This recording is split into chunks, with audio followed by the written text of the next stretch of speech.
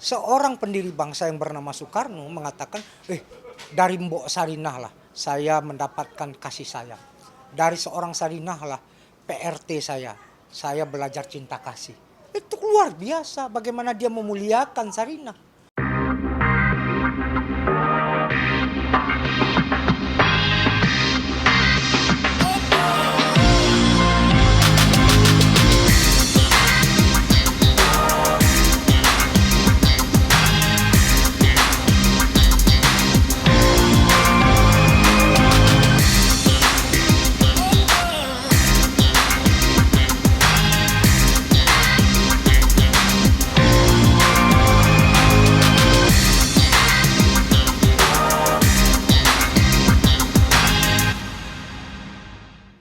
PRT belum dianggap sebagai pekerja. Jadi di dalam Undang-Undang 13 2003 kita itu yang dianggap sebagai pekerja itu adalah mereka yang bergerak di sektor barang dan jasa. Mereka yang bergerak di sektor sosial, domestik, sama sekali tidak ada status. Kalau ini sudah diakui di dalam Undang-Undang Ketenagakerjaan, sebenarnya selesai sudah.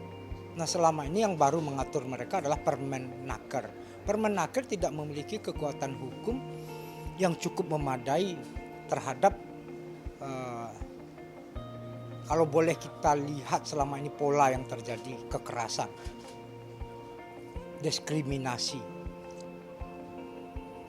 Kalau yang tidak dibayar gajinya udah banyak lah ya. Dan yang paling parah adalah perbudakan. Masih aja terjadi karena ini terjadi di ruang domestik yang akses orang itu sangat terbatas. Realitas ini yang harus kita bongkar karena di dalam tembok yang tebal itu, pagar yang tinggi itu terjadi sebuah relasi kerja yang semena-mena. Nah, kita tentu ingin memberikan siapapun warga negara Indonesia harus setara di depan hukum. Harus memiliki perlindungan terhadap apa yang mereka lakukan. Harus mendapatkan akses to justice secara equal. Nah, hadirnya rancangan undang perlindungan pekerja rumah tangga ini memberikan kepastian hukum kepada tiga pihak sekaligus. Pertama tentu PRT itu sendiri dengan beberapa jenis pekerjaan yang kami coba definisikan itu mendapatkan kepastian hukum. Karena ada budaya di kita yang bernama ngenger, orang bawa orang. Ini hampir di semua tradisi kita ada. Keluarga kita di kampung gak ada kerjaan, kita ajak yuk ke kota. Maka kemudian undang-undang ini kami coba bangun secara split model. Satu yang berbasiskan direkrut secara langsung, yang kedua direkrut secara tidak langsung. Yang direkrut secara langsung, orang bawa orang, ngenger, sanak famili yang datang dari kampung ke kota, itu basisnya cuma kesepakatan bersama saja, gotong royong, musyawarah. Yang coba kami rapikan yaitu mereka yang direkrut melalui penyalur. Karena satu, penyalur selama ini itu bentuknya yayasan.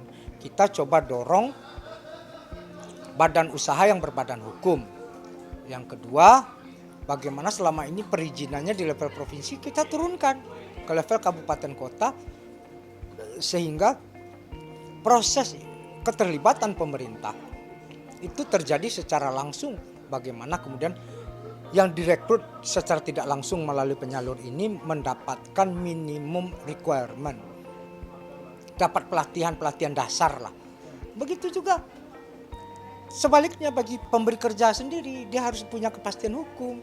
Jangan kemudian 3 hari sudah ngacir gitu. Inilah undang-undang yang coba memformulasikan win-win solution. Jadi pihak yang diuntungkan PRT sendiri, si pemberi kerja dan negara. Kita mencoba komprehensif dalam hal ini karena tipologi dari undang-undang, watak dari undang-undang itu tidak boleh pilih kasih. Dia harus berlaku flat semuanya. Nah, kita coba susun itu. Jadi ini bukan hanya untuk PRT sendiri, tapi ini juga untuk si pemberi kerja. Jadi itulah urgensinya bagaimana spirit Pancasila memanusiakan manusia, bagaimana Bung Karno sedari awal memuliakan seorang Sarinah, itu PRT beliau. Ingat bagaimana diktat politiknya pendidikan politik perempuan itu diberi nama Sarinah. Ingat bagaimana mall pertama di Indonesia itu diberi nama Sarinah. Itu effort seorang pendiri bangsa yang bernama Soekarno mengatakan, dari Mbok Sarinah lah saya mendapatkan kasih sayang. Dari seorang Sarinah lah PRT saya belajar cinta kasih. Itu luar biasa bagaimana dia memuliakan Sarinah. Kami menyusun ini berdasarkan split model.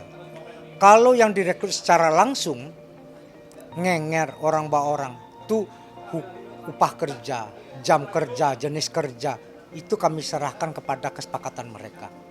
Ingat, cuma ada di Indonesia yang PRT-nya bisa makan satu meja dengan si pemberi kerja. Apa yang dimakan oleh si pemberi kerja itu juga yang dimakan oleh PRT-nya. Ada kearifan kita seperti itu.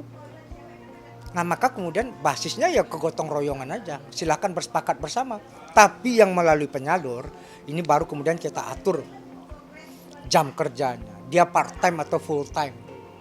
Dia tinggal di rumah atau bolak-balik. Upah kerjanya apakah UMR atau tidak. Yang ketiga jenis kerjanya. Apakah dia hanya jadi babysitter, apakah dia cuma jadi pencuci, apakah dia cuma jadi security, itu bisa kita. Ya kita tunggu dikirim ke pemerintah dulu putusan kita hari ini. Pemerintah menerbitkan surpres dan DIM. Toh sejauh ini kami sudah berkomunikasi sangat intens dengan pihak pemerintah, sudah berulang kali FGD, workshop untuk proses penyusunan DIM. Dan yang paling luar biasa adalah political will Presiden Jokowi yang mengatakan bagaimana mengutus 3 menterinya untuk bernegosiasi dengan DPR. Artinya apa? Frekuensi political will presiden yang sangat luar biasa itu harus kita imbangi kerjanya dengan kemudian memberikan yang terbaik untuk rakyat Indonesia.